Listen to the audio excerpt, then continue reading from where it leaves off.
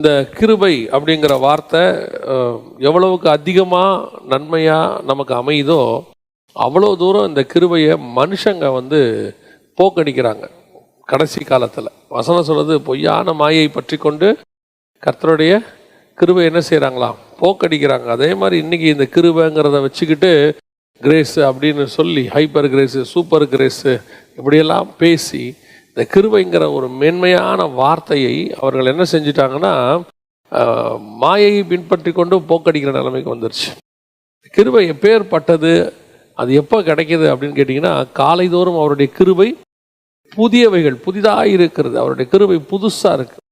ஒவ்வொரு நாளும் இந்த காலை வேளையில் எதுக்காக அதிகாலையில் எழுந்திருக்கணும்னு சொல்கிறோம், எதனால் காலை வேளையில் காத்திருக்கிறோம். இயேசு கிறிஸ்துவே நீங்கள் எடுத்துக்கிட்டிங்கன்னா ஒவ்வொரு நாளும் அதிகாலையில் தேவ சமூகத்தில் காத்திருக்கிறார். இன்றைக்கி விசுவாசிகளாக இருக்கட்டும், ஊழியக்காரர்களாக இருக்கட்டும், காலை வேளையில் காத்திருக்கிற அனுபவம் கொஞ்சம் கொஞ்சமாக குறைஞ்சிக்கிட்டே வருது. எனக்கு தெரிஞ்சு எங்களுக்கு முன்னோடியாக இருந்த எந்த ஊழியக்காரங்களும் காலையில் தூங்கி நாங்கள் பார்த்ததே இல்லை.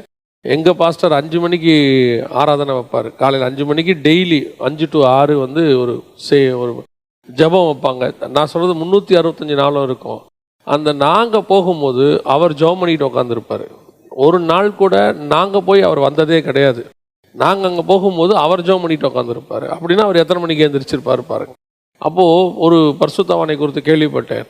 அவர் காலையில் 3 மணிக்கு எழுந்திரிச்சாருன்னா 6 மணி வரைக்கும் முழங்கால நின்றுக்கிட்டே தான் இருப்பாராமா.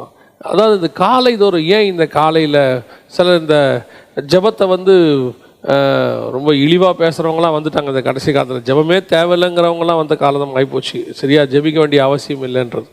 ஆனால் இந்த காலை தோறும் அவருடைய கிருபை எப்படி இருக்கிறதா, புதிதாக இருக்குது. இந்த கிருபை காலையில் நமக்கு எந்த அளவுக்கு அது நம்மளை எப்படி இருக்குன்னா, வசனம் சொல்லுது, நாம் நிர்மூலமாகாமல் இருப்பது. பல நேரங்களில் நீங்கள் காலை வேளையில் கர்த்தருடைய சமூகத்தில் உட்கார்ந்துருப்பது. அப்போது ஏசாயா 50ஆம் அதிகாரம் 4வது வசனம் சொல்லுது, இளைப்படைந்தவனுக்கு சமயத்துக்கு ஏற்ற வார்த்தை சொல்ல நான் அறியும்படிக்கு கர்த்தராகிய ஆண்டவர் எனக்கு கல்விமானின் நாவை தந்தள்ளினார். காலைதோறும் என்னை எழுப்புகிறார். கற்றுக்கொள்ளுகிறவர்களைப் போல நான் கேட்கும்படி என் செவியை கவனிக்க செய்கிறார். நல்லா கவனிங்க. இயேசு கிறிஸ்துவை பற்றின ப்ராஃபஸி இது. அவரை பற்றி சொல்லும்போது வசனம் சொல்லுது, காலைதோறும் பிதாவாகிய தேவன் அவர் என்ன பண்ணுறாரா, எழுப்புகிறார். இயேசு கிறிஸ்துவே காலையில் எழுந்திரிச்சு தான் அந்த நாளைக்குரியதை பிதா கிட்ட பெற்றுக்கொள்கிறார். இயேசு கிறிஸ்து கிட்ட பிதா எல்லா ஸ்டஃப்பையும் 3.5 வருஷத்துக்கு தேவையானதெல்லாம் மொத்தமாக எழுதி கையில் கொடுத்துட்டு, எப்பா இந்த ஃபைலில் எல்லாத்தையும் போட்டு வச்சுருக்கிறேன், டெய்லி படிச்சுக்கோன்னு சொல்லலை. இந்த மெமரி கார்டில் போட்டு வச்சுருக்கிறேன், பார்த்துக்கோன்னு சொல்லலை. இல்லைன்னா அந்த காலத்துக்கு ஏற்ற மாதிரி புத்தக சுருளில் எழுதி கொடுத்துருக்கேன். இல்லை, வசனம் சொல்லுது, ஒவ்வொரு நாளும் நீ காலையில் தான் வாங்கிக்கணும், டெய்லி காலையில் வாங்கணும். அதனால தான் ஆண்டவர் சொல்கிறார், மன்னாவை டெய்லி தான் போய் எடுக்கணும். தேவையான ஓய்வு நாளுக்கு மட்டும்தான் 2 நாளைக்கு தேவையானது கிடைக்கும். மற்ற நாளுக்கு எல்லாம் டெய்லி வாங்கணும். அப்படின்னா என்ன அர்த்தம், புதுசாக வாங்கணும்.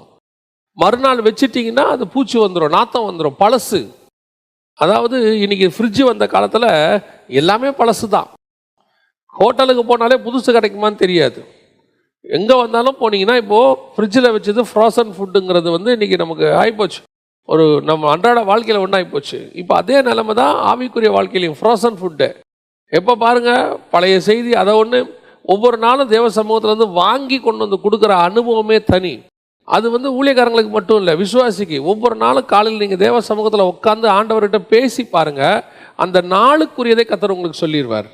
அவர் 30 வருஷத்துக்கு தேவையானதை சொல்லுவாரான்னு தெரியாது, ஆனால் அன்னைக்கு உள்ளதை சொல்லிடுவார். அதை கேட்டு வாங்குகிற அனுபவத்துக்கு வரணும். அதுதான் கிருபை புதிதாக இருக்கிறது. இயேசு கிறிஸ்துவுக்கே அதான் தான் ஃபார்முலா. நமக்கு என்ன ஃபார்முலா? நம்ம என்றைக்காவது தான் காலையில் எழுந்திரிக்கிறோமா? இந்த மாதிரி ப்ரேயர் வச்சா காலையில் எழுந்திரிக்கிறவங்க இருக்கிறாங்க. மற்ற நாளில் அதுவும் இன்றைக்குமே எழுந்திரிக்காதவங்க எத்தனை பேர் இருக்கிறாங்க பாருங்கள். நம்ம உடனே இன்றைக்கி என்ன சாக்கு சொல்லுவாங்கன்னா, இன்றைக்கி காலைல பயங்கர மழைங்க, என்னமோ மழை இல்லாத நாள்லாம் வந்துட்ட மாதிரி. இன்றைக்கி ஏன் வரல, அன்றைக்கி மழை. சரி, மழை இல்லாத அன்றைக்கி ஏன் வரல, அன்றைக்கி மழை இல்லைங்க அதனால் வரல. நான் மழை இருந்தால் கண்டிப்பாக வந்துடுவேன். இன்றைக்கி ஒரு குரூப் இருக்குது. ஏன் நிறைய பேருக்கு நல்ல ஆண்டவர்கிட்ட இருக்கிறாங்க, ஆனால் கர்த்தரால் ஏன் வல்லமையாக எடுத்து பயன்படுத்த முடியல அப்படின்னா, அவர்கள் அந்த அளவுக்கு தேவனுக்கு நேரம் கொடுக்கறதில்லை. புரியுதா உங்களுக்கு? நம்மக்கிட்ட ஆண்டவர் கிருபையை கொடுத்துருக்கிறாரு, அதை புதிதாக்குற வேலை யார்கிட்ட இருக்குது? நம்மக்கிட்ட. ரினியூவல் நம்ம தானே பண்ணணும். ரினியூவல் டெய்லி காலையில் போய் உட்காந்து தேவ சமூகத்தில் ரினியூவல் பண்ணணும். நமக்கு அதிகாலைங்கிறதே 7 இல்லை 8. ஏன் படுக்கிறதே 10 இல்லை 11? அப்படி இருக்கும்போது நம்ம எப்படி எழுந்திருப்போம்? ஏன் காலையில் எழுந்திரிக்கணும்? அந்த கிருபை புதுசாக இருக்குன்னா என்ன அர்த்தம்? இந்த காலையில் எழுந்திரிக்க சொல்கிறாரு, அதுக்கு என்ன காரணம் அப்படின்னு கேட்டிங்கன்னா, சும்மா ஆண்டவர் எழுந்திரிக்க சொல்லலை. ஏதோ வெறும் ஆசீர்வாதத்துக்கு மட்டும் கிருபை அப்படிங்கிறது வந்து ஏதோ ஆசீர்வாதத்துக்கான வார்த்தையாக மாறிப்போச்சு இன்னைக்கு. கிருபைங்கிறது ஒரு உலக பிரகாரமான ஆசீர்வாதத்தை பெற்றுக்கொள்ளுகிறதுக்கான ஒரு கீவேர்டு மாதிரி மாற்றிட்டாங்க. கிருபை காலைதோறும் ஏன் புதிதாக இருக்கிறது? ஏன் அது ஒரு இரக்கத்தை கொடுக்குது? நாம் நிர்மூலமாகாமலபடி அந்த கிருபை ஏன் காலையில் காப்பாற்றுது அப்படின்னா, வாசிங்க. ஒரு சில சம்பவங்களை நாம் வேதத்திலிருந்து வாசிக்க போகிறோம். வாசிங்க, ஆதியாகமத்தின் புத்தகம் 3ஆம் அதிகாரம் 8வது வசனத்தை வாசிங்க. பகலில் குளிர்ச்சியான வேளையிலே தோட்டத்தில் உலாவுகிற தேவனாகிய கர்த்தருடைய சத்தத்தை கேட்டார்கள். அப்பொழுது நல்ல போதும், நல்லா கவனிங்க. பகலில் குளிர்ச்சியான நேரத்தில் அப்படின்னு இருக்கு. பகலில் குளிர்ச்சியான நேரம்னா என்ன? எது பகலில் குளிர்ச்சியான நேரம்? அதாவது நீங்க நல்லா வாசிச்சு பாருங்க, அந்த வசனம் அவ்வளோ அழகா இருக்கு. பகலில் குளிர்ச்சியான நேரம். பகலில் குளிர்ச்சியான நேரம் அப்படிங்கிறத எதை குறிக்கிறாங்க? யார் எந்த அடிப்படையில் செய்கிறாங்க அப்படின்னு பார்த்தீங்கன்னா, இந்த பகலில் குளிர்ச்சியான நேரங்கிறது காலையில் 3 மணிலேருந்து 6 மணி வரைக்கும் தான் பகலில் ஒரு நாட்டுக்கு குளிர்ச்சியான நேரம். அதாவது அந்த 24 மணி நேரத்திலேயே அந்த 3 மணி நேரம் தான் இருக்கிறதுலே the best 3 hours for that every country. எந்த நாட்டுக்குமே அந்த நாட்டோடைய 3 to 6.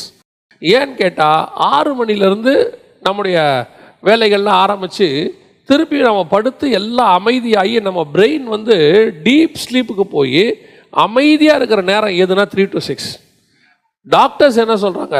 மெடிக்கலி சொல்கிறேன், டாக்டர்ஸ் என்ன சொல்கிறாங்க? அந்த 3 to 6 தான் நமது உடல்நிலை வந்து எல்லாவற்றையும் கழிவுகளை எல்லாம் சரி பண்ணி உடல் வந்து சமநிலைக்கு வருதுங்கிறான்.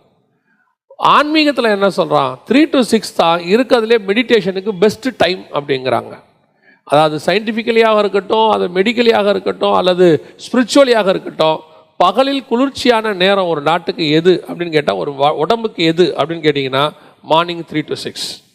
இந்த பகலில் குளிர்ச்சியான நேரத்தில் கர்த்தர் ஏன் வந்தார்? பைபிளில் தேவனை அறிகிற அறிவுன்னு ஒன்று இருக்குது. பவுல் சொல்லும் போது பிலிப்பியருக்கு எழுதும்போது சொல்கிறாரு, அவரை அறிகிற அறிவின் மேன்மைக்காக. இந்த கர்த்தரை அறிகிற அறிவுன்னு ஒன்று இருக்குது. அப்படின்னா என்னங்க அப்படின்னா, கர்த்தருடைய மனநிலை, கர்த்தருடைய சுபாவங்களை புரிஞ்சுக்கிறது. அதுக்கு புரிஞ்சுக்கிறதுக்கு என்ன செய்யணும் அப்படின்னு கேட்டால் அவங்க எல்லாருக்கும் தெரியும். ஒரு ஆளோட நீங்கள் ரொம்ப பழகுனீங்கன்னா என்ன பண்ணிக்கலாம்? அவரை பற்றி நல்லா புரிஞ்சுக்கலாம். நம்ம சொல்லுவோம், உன்னை பற்றி எனக்கு தெரியாதா அப்படிம்போம். ஒரு ஃப்ரெண்டோட வெளியே போவோம், சார் டீ குடிக்கிறீங்களா அப்படின்னா எனக்கு கொடுங்க, அவன் குடிக்க மாட்டான்போம். ஏன்னா அவர் குடிக்க மாட்டார்ன்றது யாருக்கு தெரியும்? நமக்கு தெரியும். இது மாதிரி எல்லாத்துலேயும் தெரியும். ரொம்ப க்ளோஸ் ஆக ஆக சின்ன சின்ன விஷயத்தில் கூட என்ன செய்யும்? நமக்கு தெரிய ஆரம்பிச்சிடும். அது குறிப்பாக கணவன் மனைவிக்கு ரொம்ப அதிகமாக இருக்கும். ஏன்னா அவங்க கூடவே இருக்கிறதுனால அது தெரியும்.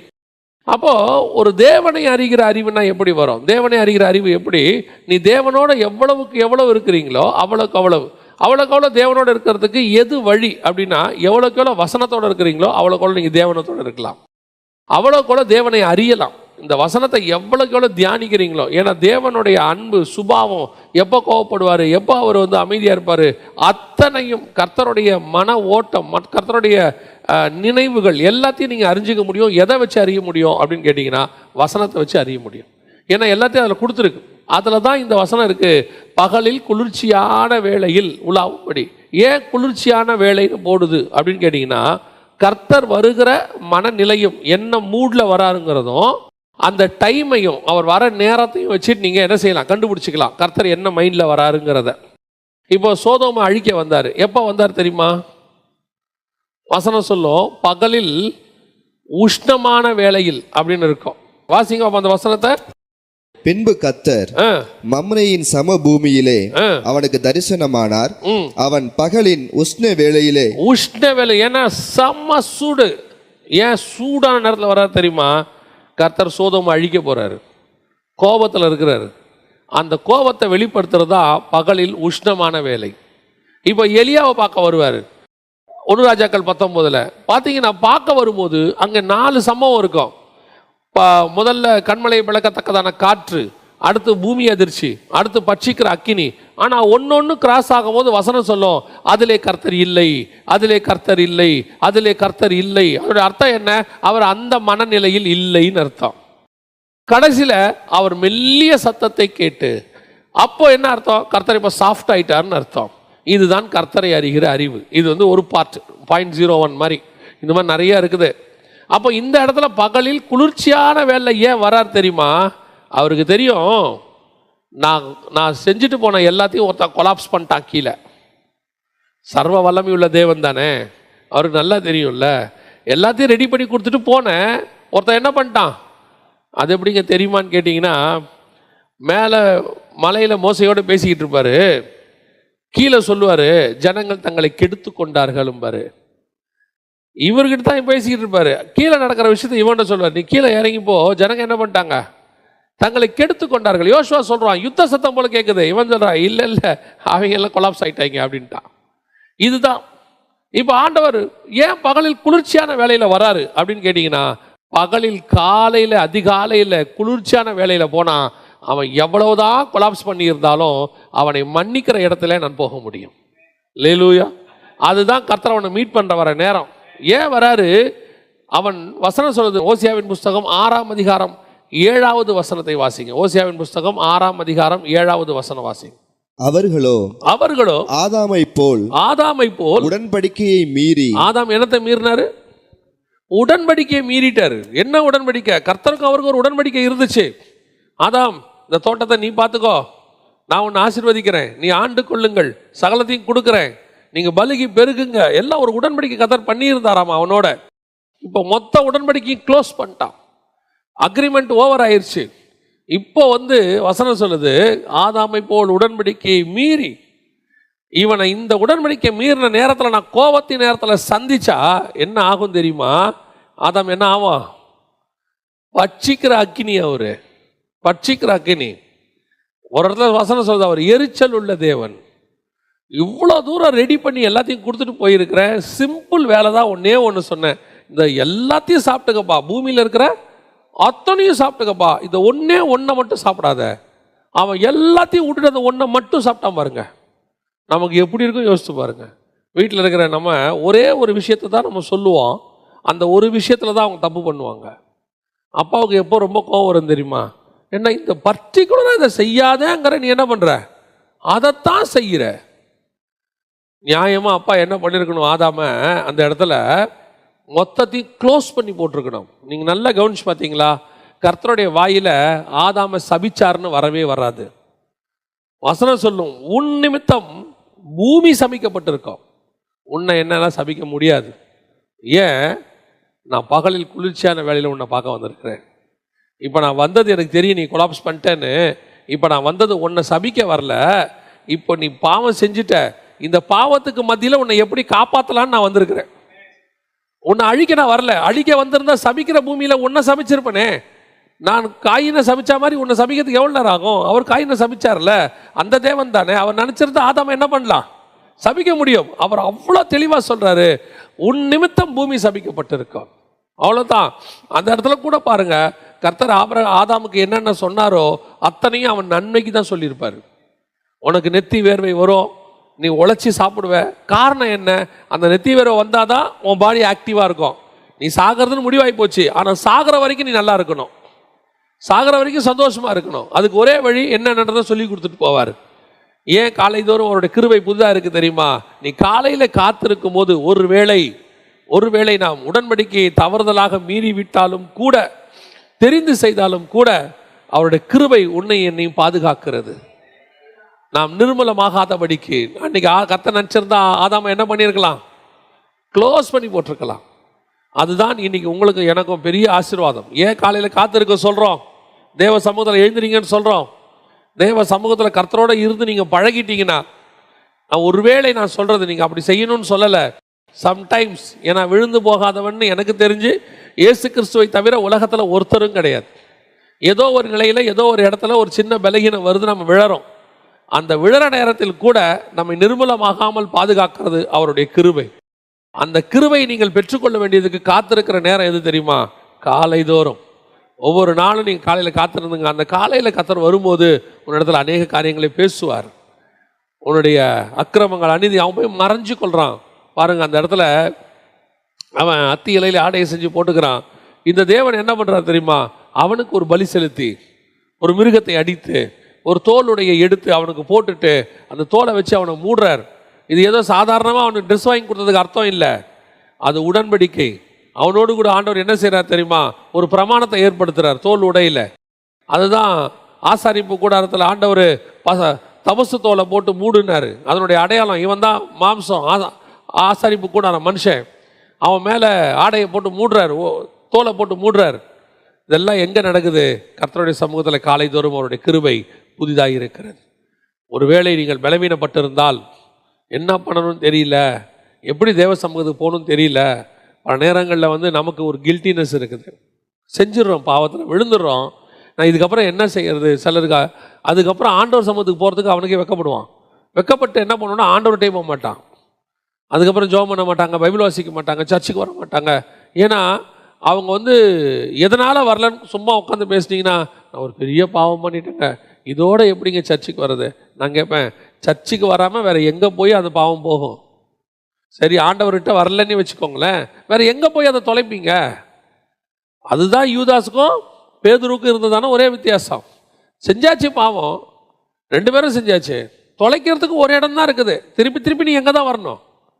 எத்தனை தடவை விழுந்தாலும் அத்தனை முறையும் உன்னை காப்பாற்றுறதுக்கு ஒரு இடம் மட்டும்தான் இருக்குது. அந்த இடம் தேவ சமூகம் மட்டும்தான். ஏன்னா உனக்கு கில்ட்டியாக இருக்குதோ என்ன இருக்குதோ, நான் சொல்கிறேன், வெக்கப்பட்டுக்கிட்டு முகத்தை மூடிக்கிட்டாவது எலியா மாதிரி முன்னாடி நின்றுங்க, அது காப்பாற்றி விட்டுரும்.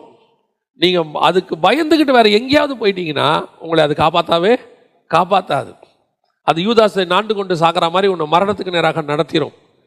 காலை தோறும் அவருடைய கிருபை புதிதாக இருக்கிறது. ரெண்டாவது வாசிங்க, ஆதியாகமத்தின் புஸ்தகம் 19ஆம் அதிகாரம் 15-16 வாசிங்க.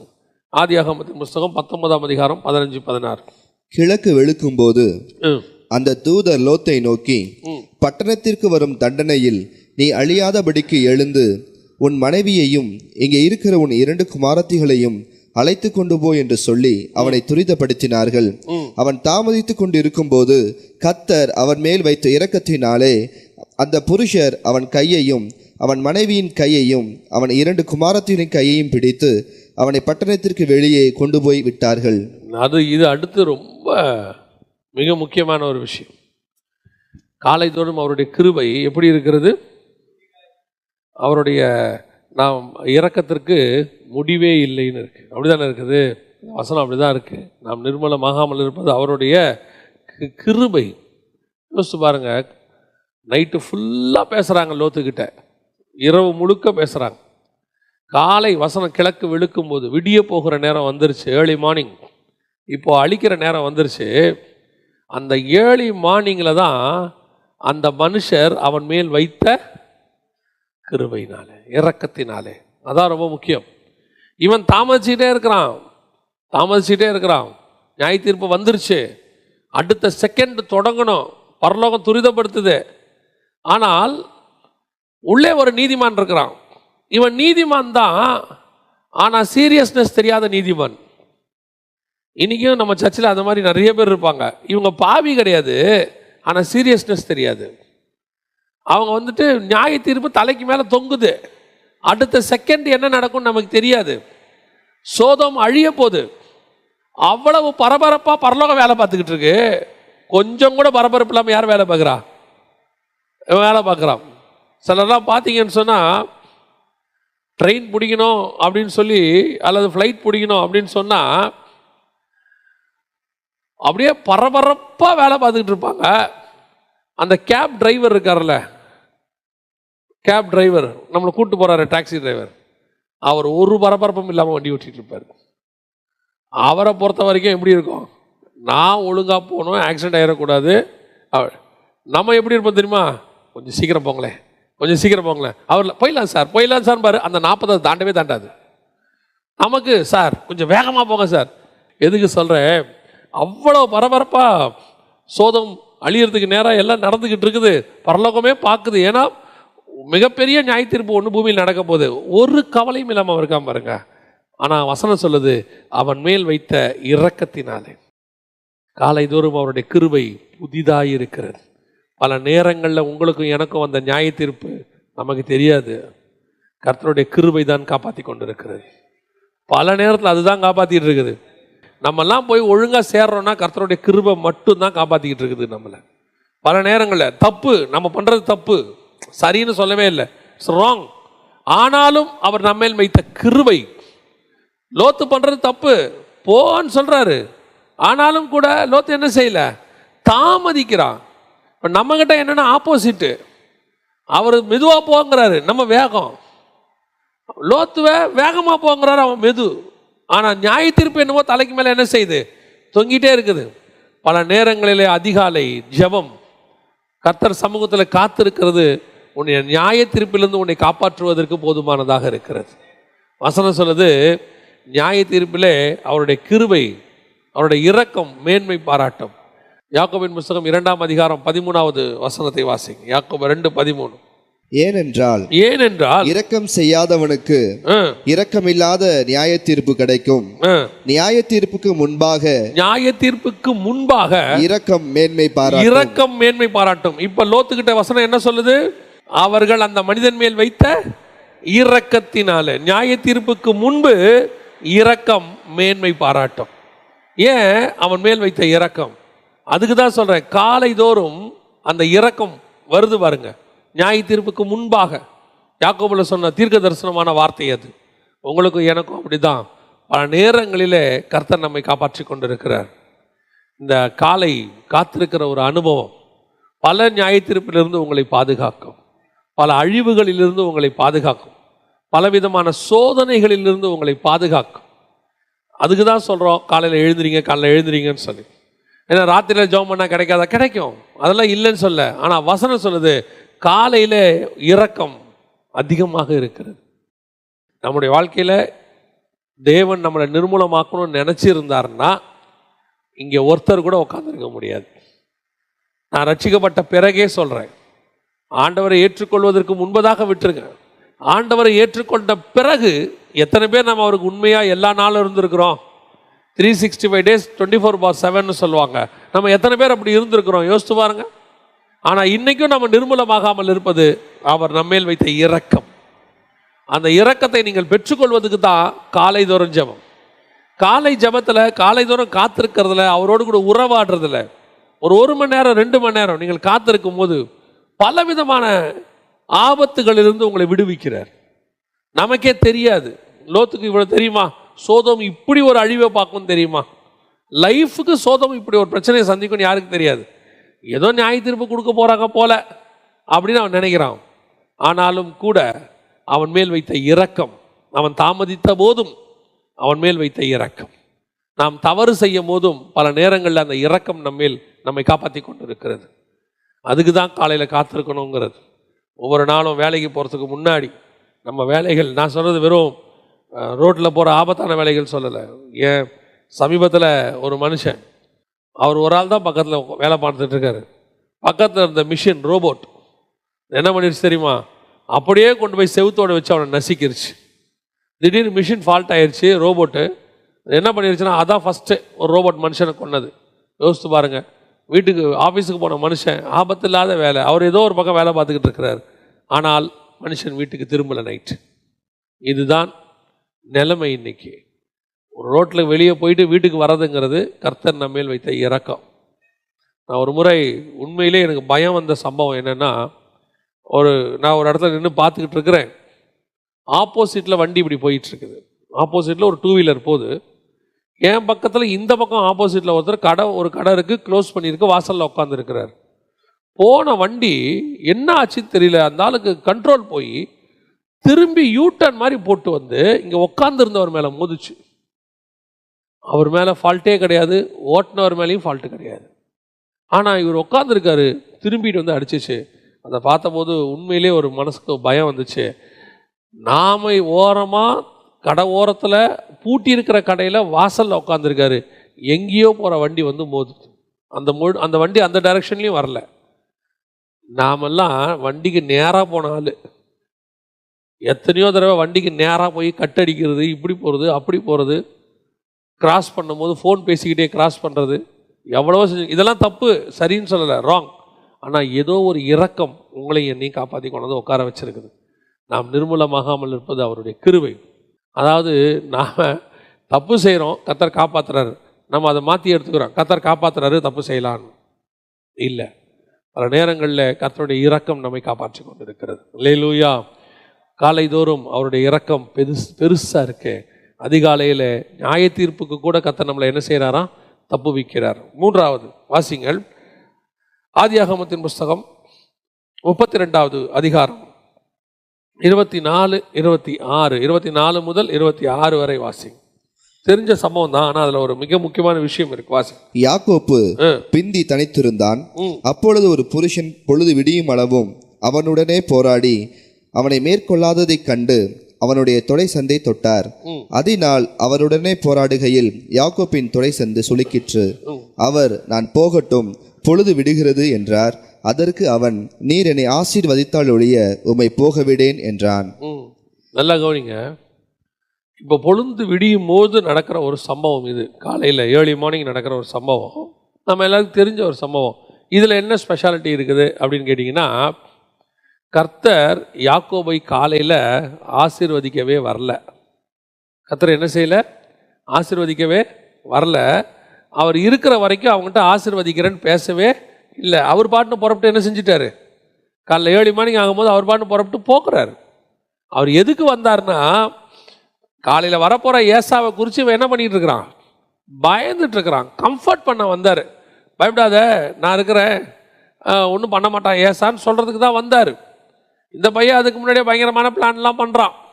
அவனுக்கு ஆஃபரிங்கெல்லாம் முன்னாடியே அனுப்பி விட்டு, கிஃப்டெல்லாம் அனுப்பி விட்டு எல்லாம் பண்ணுறான்.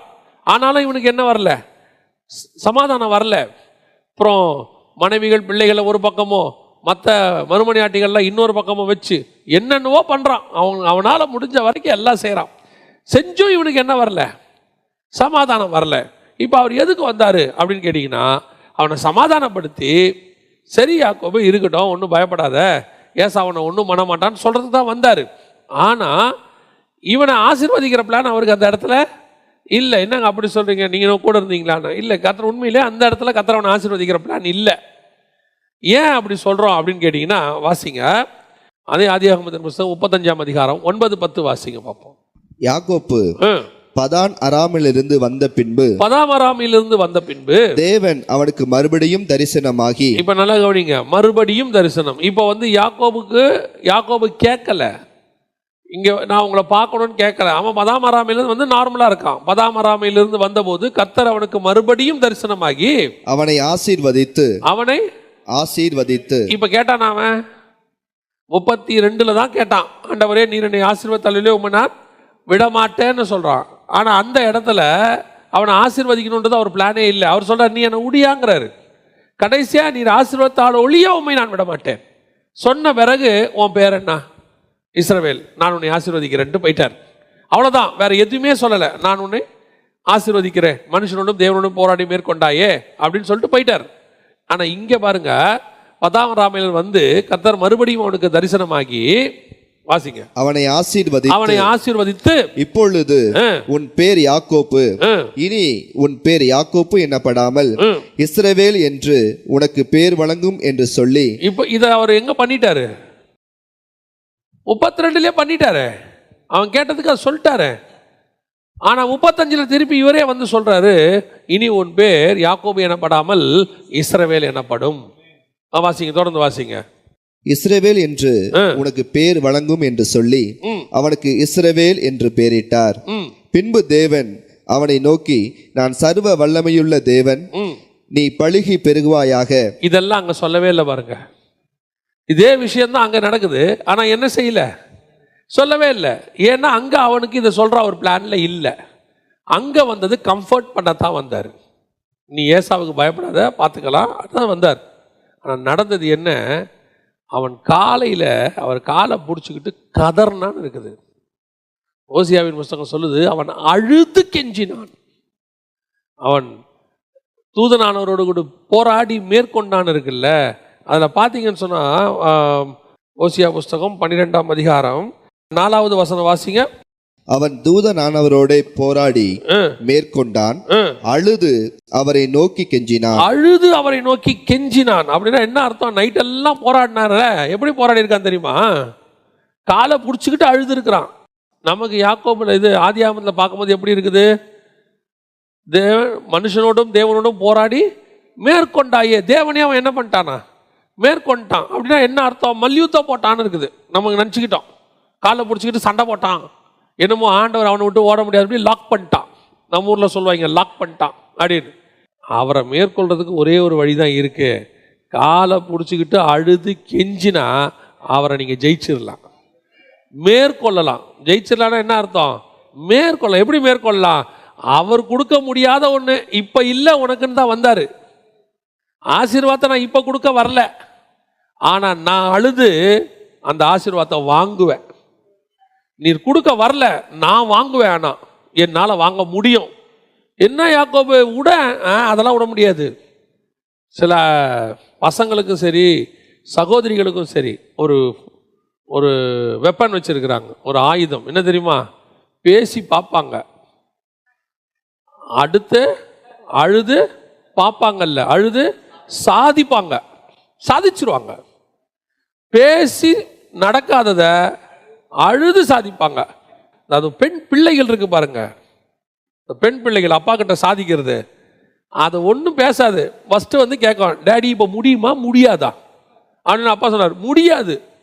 அந்த முகம் மாறும் பாருங்க, அவ்வளோ சீக்கிரம் இவர் முகமும் மாறும், அப்படியே சோகமாகும்.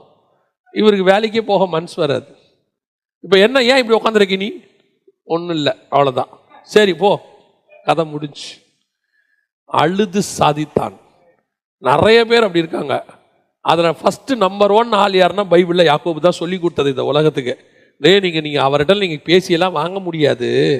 என்ன, நீங்கள் வந்து அவர்கிட்ட பேசி அற்புதமாக வசனம் பேசி ஏசாயா இப்படி சொல்லுகிறதே, உடன்படிக்கை அப்படி சொல்லுகுதே அப்படின்னா அவருடைய போடான்ட்டு போயிடுவார். ஆனால் காலை பிடிச்சிட்டேன்னு வச்சுக்கோங்களேன், ஒன்றுமே செய்ய முடியாது. என்ன, எதுக்காக இதை சொல்கிறேன் தெரியுமா?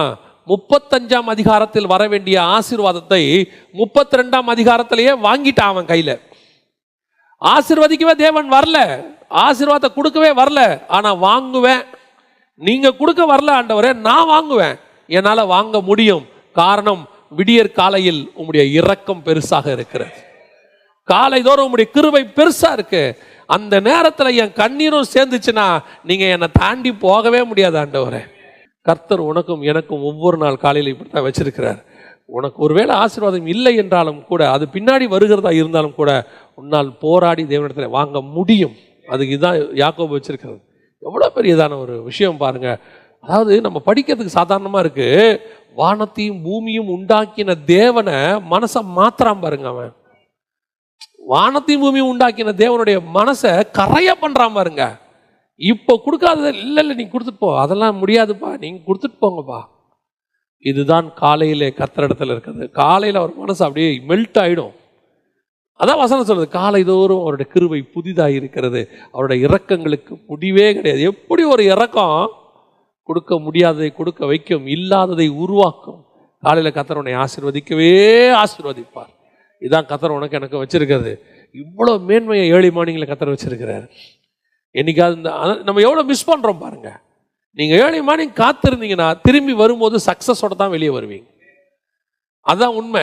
காலை சமூகத்தில் போய் உக்காந்துட்டீங்கன்னா ஒரு 1 hour உட்காந்துட்டு அவர் சமூகத்தில், இல்லைல்லப்பா எனக்கு இன்றைக்கி இது மாதிரி பிரச்சனை இருக்குது, இன்றைக்கி இவ்வளோ இருக்குது, இவ்வளோ சொல்லியிருக்காங்க, நீங்கள் எனக்கு செஞ்சால் தான்ப்பா விடுவேன்னா, செய்கிறேன் போன்னு ஒரு வார்த்தை அவர் வாயில் வந்துட்டா போதும். அதுக்கப்புறம் எதை பற்றியுமே கவலைப்பட வேணாம். அந்த நாள் முழுவதும் தைரியமாக இருக்கலாம். ஏன், சொன்னது ஆண்டவர் செய்வார். எனக்கு நான் எப்பவுமே அப்படி தான் வச்சுருக்கிறேன். எனக்கு அந்த வார்த்தை மட்டும் வந்துடணும். அந்த வார்த்தை அவர்கிட்ட இப்போ இன்னைக்கு ஒரு சாட்சின்னு வச்சுக்கோங்களேன். பாஸ்டர் சொல்லிட்டாங்க, நாளை காலையில் நீங்களே கொடுங்கண்ணே அப்படின்ட்டாங்க. அன்றைக்கே சொல்லிட்டாங்க காலையில் கொடுங்கன்னு. நேற்றுக்கு ஆண்டவர் வார்த்தையை கொடுத்துட்டாரு.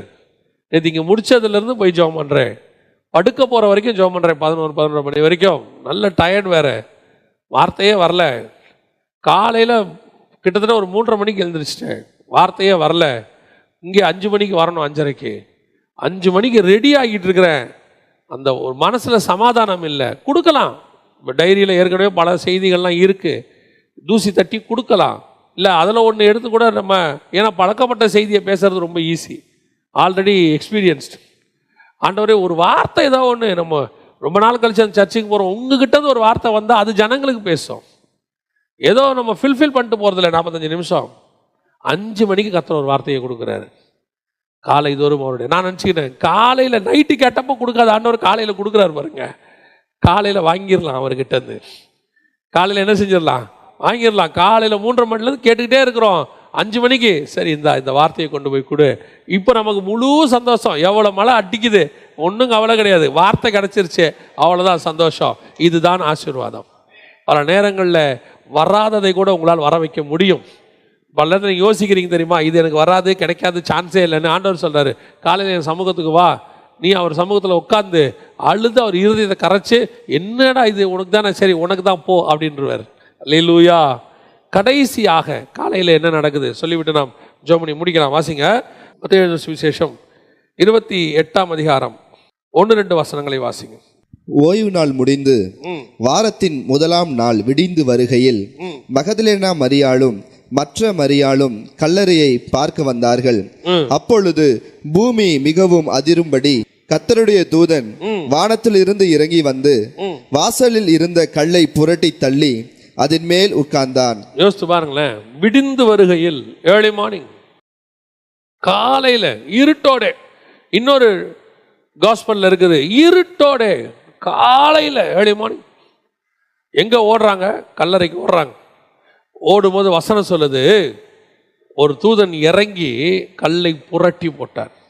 இப்போ இயேசு கிறிஸ்து 3 நாள் முன்னாடியே, 3 நாள் இரவும் பகலும் பூமியின் வயிற்றில் இருப்பார். 3 நாள் இரவும் பகலும் இருந்துட்டார். இது அந்த ஓய்வு நாள் முடிஞ்சு அந்த வாரத்தின் முதலாம் நாள் அப்படின்னு இருக்குது. அந்த விடிந்து வருகையில் 3 days ஓவர், வியாழன் வெள்ளி சனி முடிஞ்சிருச்சு. ஞாயிற்றுக்கிழமை காலையில், நம்ம புரிதலுக்காக சொல்கிறேன், ஞாயிற்றுக்கிழமை ஏர்லி மார்னிங் போகும்போது வசனம் சொல்லுது, இயேசு அந்த என்னைக்கு சிலுவையில் அறையப்பட்டாரோ அன்னைக்கே காவலுள்ள ஆவிகளுக்கு போய் பிரசங்கம் பண்ண போயிட்டார் கீழே.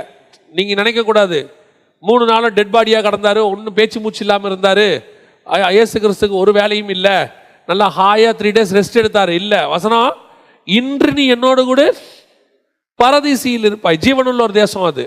அங்கே போயிட்டாரு. இவனை கொண்டு போய் விட்டுட்டு போகிறதுக்கு முன்னாடி இந்த காவலுள்ள ஆவிகளுக்கெல்லாம் பிரசங்கத்தை பண்ணி அவங்களையும் பிக்கப் பண்ணி, வாங்க நம்ம எல்லாம் போவோம். யாரு? மேல் பாதாளத்தில் இருக்கிற பழைய ஏற்பாட்டு பரிசுத்தவான்கள் எல்லாரையும் கூட்டிகிட்டு பாரடைஸுக்கு போயிட்டு அந்த வேலையெல்லாம் முடிச்சு இப்போ இயேசு 3ஆவது நாள் வரார்.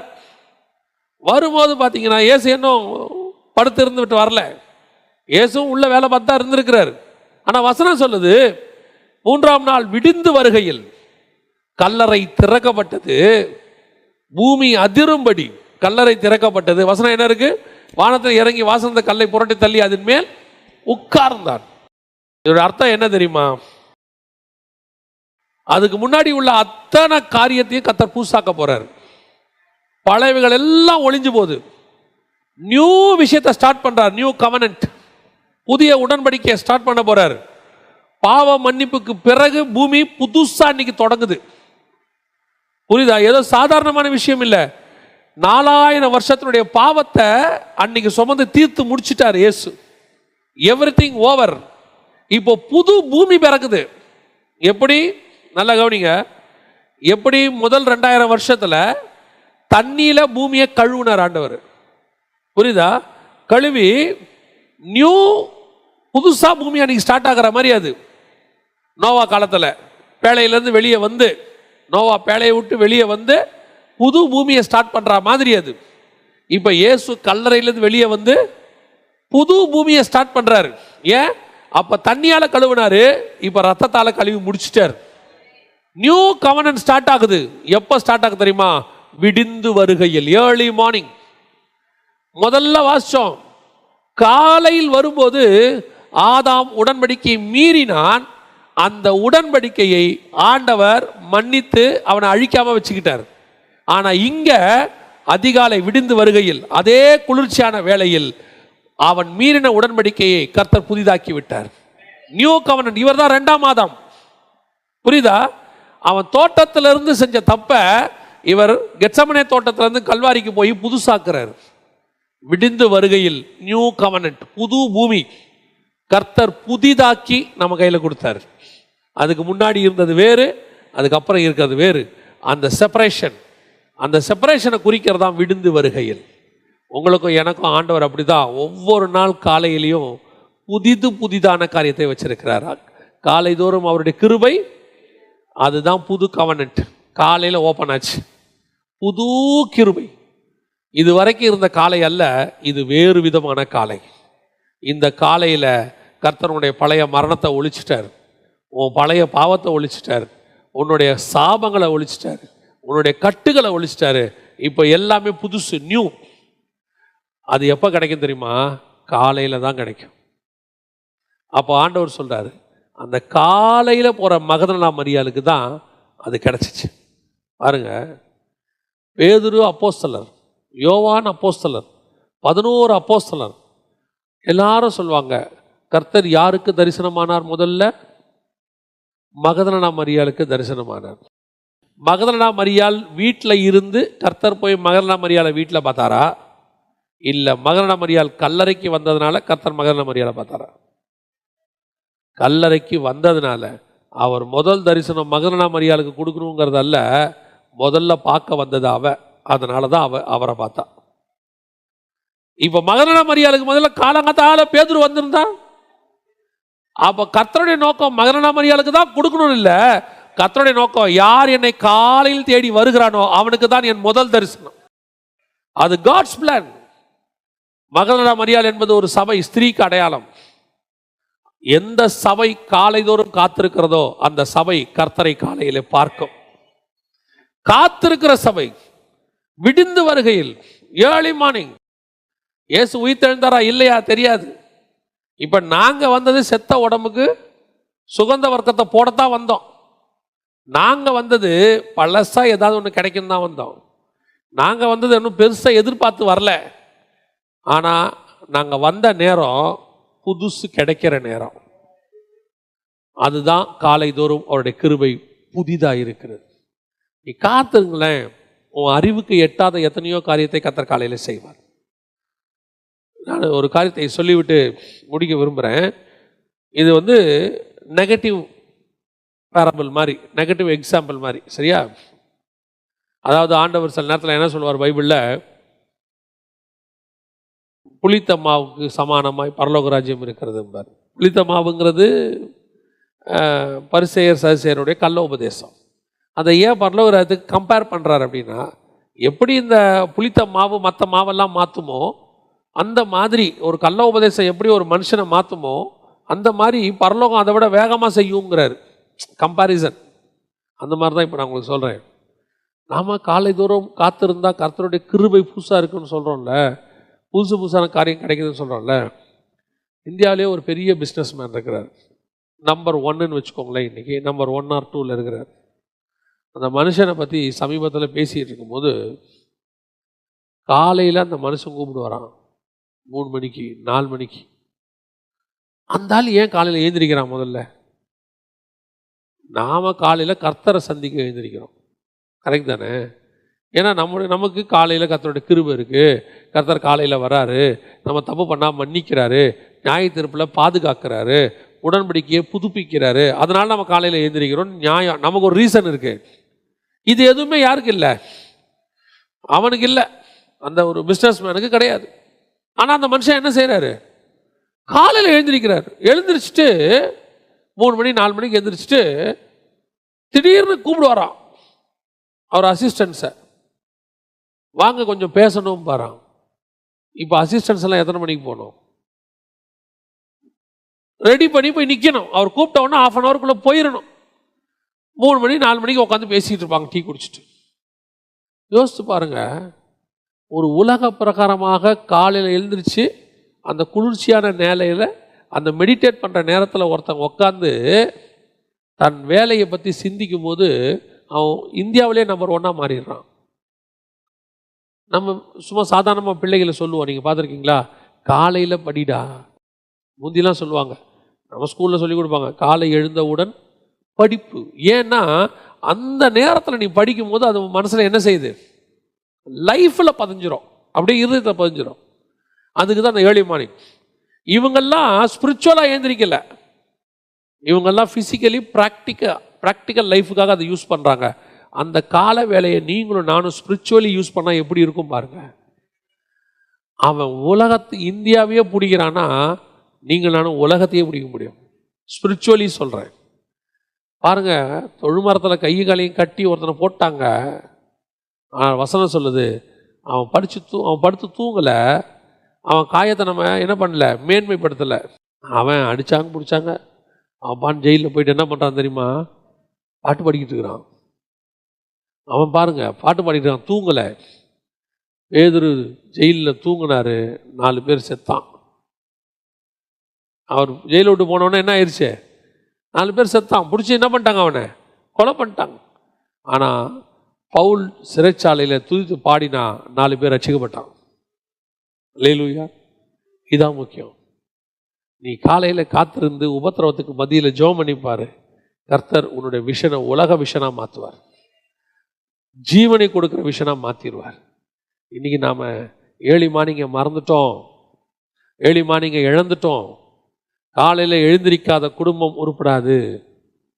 இல்லைங்க, நாங்கள் லேட்டாக படுக்கிறோம். படுக்காத, 10 மணிக்கு படுங்க. என்ன பண்ண போகிறீங்க? எதுக்கு வாட்ஸ்அப் உட்காந்து பார்த்துக்கிட்டு இருக்கிறீங்க?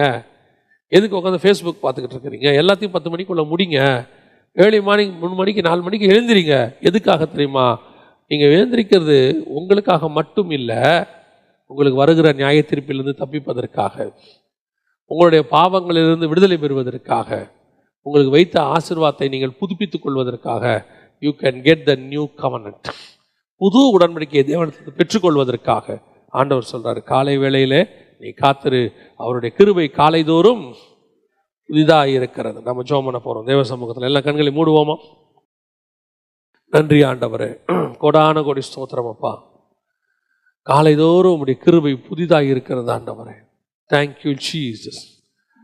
நன்றி ஆண்டவரே, உமக்கே மகிமை மகிமை மகிமை மகிமை. நம்ம சாராள் நவரஞ்சம்மா அழகா ஒரு பாட்டு பாடுவாங்க, காலை தோறும் இன்ப ஜெபத்தியானமே, கருணை பொற்பாதம் காத்திருப்பேன், அதிகாலையில் அறிவை உணர்த்தி தேவன் என்னோடு கூட பேசுவார் அப்படின்னு சொல்லி. இது ஏசாயா 50:4 வச்சு தான் அந்த பாட்டே. இயேசு கிறிஸ்துவ பற்றின பாட்டு தான் அது. அதிகாலையில் அறிவை உணர்த்தி. உங்கள் பிள்ளைகளை காலையில் எழுந்திரிக்க வைங்க, எழுப்புங்க. 5 மணி 5:30 மணிக்கு பிள்ளைகளை எழுப்புங்க. 6 மணிக்கு மேலே தூங்குறது சரியே கிடையாது. குடும்பத்தில் முந்தியெல்லாம் சில ஆவிக்குரிய குடும்பங்களில் போய் பார்ப்போம், காலைல 4 மணிக்கு கணவன் ஒரு பக்கம் மனைவி ஒரு பக்கம் ஜெபம் பண்ணிக்கிட்டு இருப்பாங்க. ஜெபம் பண்ணிட்டு வந்து பிள்ளைகளை எழுப்புவாங்க, எழுந்திரிச்சு பைபிள் வாசிங்க சொல்லுவாங்க. இன்னைக்கு குடும்பமே தூங்குது. You have so many reason. எனக்கு உடம்பு சரியில்லை, மழை பெய்யுது, கொஞ்சம் பலவீனமாக இருக்குது, நைட்டு கொஞ்சம் வேலை டைட் ஆயிடுச்சு. இந்த ரீசனை பவுல் சொல்லியிருந்தா அன்னைக்கு அந்த சிறைச்சாலை குடும்பம் தப்பிச்சிருக்குமான்னு பாருங்க. அடிச்சு அவனை தொங்க விட்டுருக்காங்க, சாதாரணமா இல்லை. ஆனா அவன் தூங்கலை பாருங்க. நைட்டு நாளை காலையில் எங்க அண்ணன் என்னை கொல்லுவானோங்கிற பயம், நைட்டு தூக்கம் வரல பாருங்க அவனுக்கு. காலையில வரைக்கும் தேவனோட போராண்டி கிடைக்காத ஆசீர்வாதத்தை வாங்கிட்டான் பாருங்க. அது அன்னைக்கு கிடைக்க வேண்டிய ஆசீர்வாதமே கிடையாது, ஆனா அவன் வாங்கிட்டான். அந்த தேவன் உங்களுக்கும் எனக்கும் அதே மாதிரி வச்சுட்டு காத்துக்கிட்டு இருக்கிறாரு. நீங்க வாங்க முடியும் அந்த ஆசீர்வாதத்தை. உனக்கு இல்லாத ஆசீர்வாதமா இருந்தாலும் காலையில நீ காலை பிடிச்சிட்டு கதறினா கர்த்தர் கொடுப்பார், கொடுக்காம போக மாட்டார். உனக்குரியதை கர்த்தர் தருவார். நம்ம ஜெபம் பண்ணுவோமா? ஆண்டவர்கிட்ட, ஆண்டவரே என்னை ஆசீர்வாதத்தால் ஒழிய நான் விட மாட்டேன். ஆண்டவரே எனக்கு என்ன வச்சிருக்கீங்களோ அதை கொடுங்கப்பா. ஆண்டவரே என்னுடைய அக்கிரமங்கள் அதிகம், ஆண்டவரே ஒரு விஷயம் என்னை மன்னிச்சிடுங்கப்பா. ஆண்டவரே பகலில் குளிர்ச்சியான நேரத்தில் வந்தா சாக வேண்டிய என்னை கூட நீங்க மன்னிச்சு விட்டுருவீங்க. ஆண்டவரே நான் காலையில காத்திருக்கிறேன்ப்பா. தீர்மானம் எடுங்க. இனி எவ்வளவு வேலை என்னவா இருந்தாலும் சரி, ஒருவேளை நீங்க வேலை பலுல நைட்டு லேட்டா படுத்தாலும் சரி பரவாயில்ல, ஒரு 1/2 மணி நேரமா தேவ சமூகத்தில் நின்றுடுங்க. காலையில 5 மணிக்கு மேல தூங்குற விசுவாசி நல்லதில்லை, 4 மணிக்கு மேல தூங்குறது ஊழியனுக்கு நல்லதில்லை. நீ தேவ சமூகத்தில் 4 மணிக்கு 3 மணிக்கு நின்றுட்டினா பாரு, உனக்கு டிஃபரன்ஸ் தெரியும், ஒரு பெரிய மாற்றம் தெரியும். கர்த்தர் உங்களையும் உங்கள் குடும்பத்தையும் ஊழியத்தையும் ஆசீர்வதிக்கிறத நீங்க பார்க்க முடியும். ஆசீர்வதிக்காமல் தேவன் போகவே மாட்டார். நாம் ஜெபிக்கலாம். சர்வ வல்லமை உள்ள எங்கள் ஆண்டவரே, அருமையான நேரத்திற்காய் ஸ்தோத்திரம். கிருபையுள்ள கரத்தில் தாழ்த்துகிறோம். நாங்கள் சபையாக இன்னைக்கு மட்டும் இல்லை ஆண்டவரே, ஒவ்வொரு நாளும் சமூகத்தில் காத்திருக்க கிருபை பாராட்டும். ஆசீர்வாதத்தை பெற்றுக்கொள்ள கிருபை தாரும் ஆண்டவரே. யாக்கோபு எப்படி ஆசீர்வாதத்தை போராடி வாங்கினானோ அதே போல எங்கள் சபை போராடி வாங்க கிருபை பாராட்டும். உடைய கிருபையுள்ள கரத்தில் தாழ்த்துகிறோம் எங்கள் ஆண்டவர் இயேசுவின் நாமத்தில் பிதாவே.